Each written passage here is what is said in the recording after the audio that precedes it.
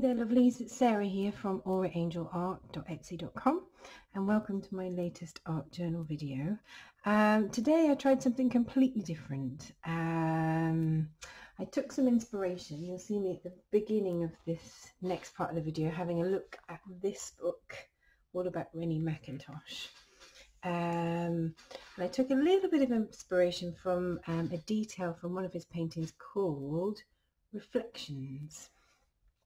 And mostly I focused on taking some of the shapes from this painting and using those to inspire my angel. So what I tried to do was I tried to get a kind of almost stained glass kind of feel to the piece of artwork. So all of this sort of black, what would be the leading of a stained glass window, that was kind of the idea that I wanted to experiment with. So I initially sketched this out with a really faint watercolor pencil. This is a Faber-Castell one, and it's in a very pale pink, because I knew then that if I made any mistakes I would be able to use the water to just kind of blend it into whatever I did on top of that. In order to keep the watercolors from mixing and going over the lines, I then went over those initial sketches with a Sennelier oil pastel, because obviously the oils are resistant to the watercolors, and that worked quite well. I think the oil pastel ended up being a little bit too wide, a little too fat really. I could have done to have found something that was a little bit narrow, a bit thinner, a bit more accurate to use. So I might have a little look and see if anything like that does exist. But the general idea worked fairly well, I think, in terms of just keeping the watercolor washes very separate. I was in the mode of trying to use things either that I got for Christmas or things that I haven't used much, if at all. So for the wings I used these gilding flakes, they're called, by a company called Indigo Blue, and you get this special glue which you'll see me in the video. I put that on and then I kind of stop the video to leave it to go tacky before I then put the flakes on top. I'm just going to open this up really carefully. If you breathe around this then they go all over the room, but those are the flakes, and you put those on to the glued tacky area and you just use a brush to kind of brush off any excess, and it gives a really nice sort of shimmery wing effect. The colour that I'm using there is Autumn Blaze. I've had those for quite a long time, but I don't always remember to use them for whatever reason, so I thought I'd include those in this one. The things that I got for Christmas that I wanted to try out, I got this watercolour palette, and it's vintage pastels, and I can't remember the name of this. Yeah, I think it is just called Vintage. I've got 3 of them, and they're ones again that I haven't used all that much, but basically all of the watercolor shades that I used in this piece of art I used from this kit, and I really like them. Actually, there's a really nice quality to them.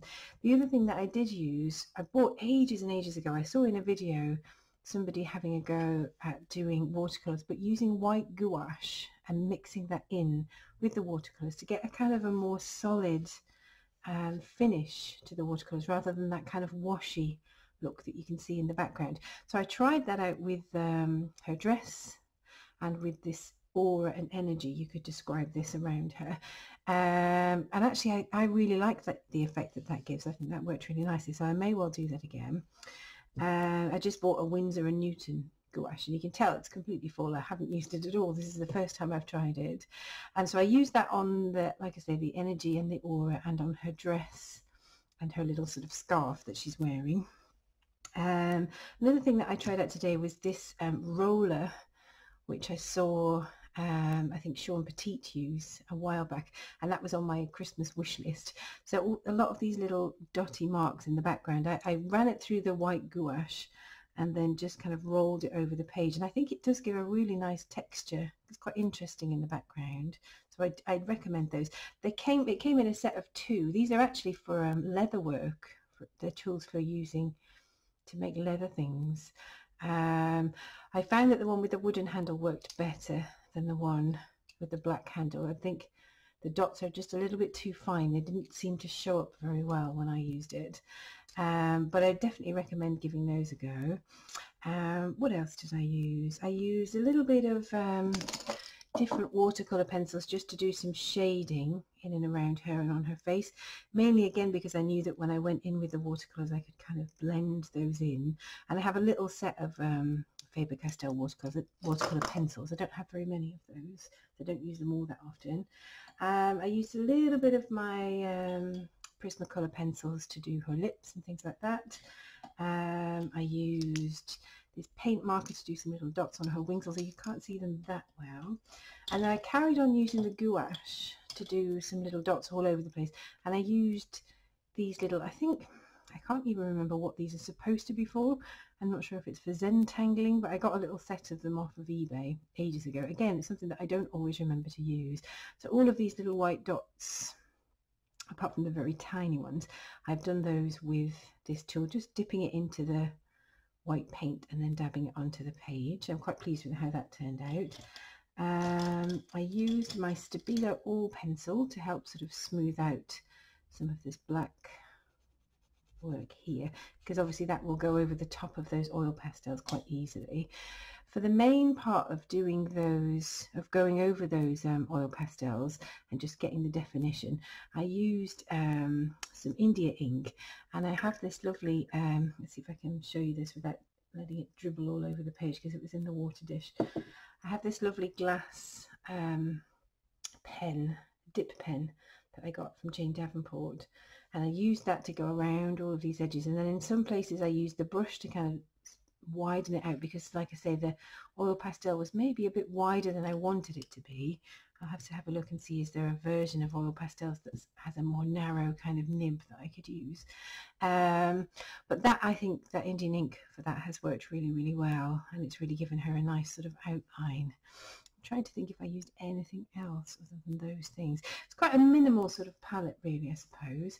One thing I did use was I used one of my gelatos in licorice, just to give the whole of the painting a little frame, so that that dark black was also in the background and not just in the foreground.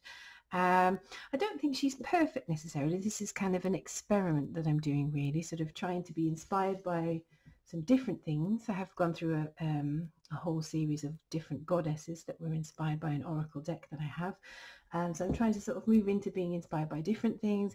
I'm trying to make sure I try and use my watercolors that I've had for quite a while and not used as much as I should have. So I'm just trying to, like I say, experiment with different things and see what I like and what I don't like. But I quite like her, actually. I think she looks quite sweet. I hope you enjoy watching her come to life. In the next part of the video, you'll see me kind of creating her bit by bit. I'll pop a link in the comments to, in the description, sorry, to my Etsy shop if you did want to have a look and maybe buy any of my art or buy any of my e-courses. You'd be very welcome. If you do have any questions about any of the supplies or anything else, then please feel free to leave a comment and I'll see whether I can answer those questions. Okay, thanks so much for watching. Bye bye.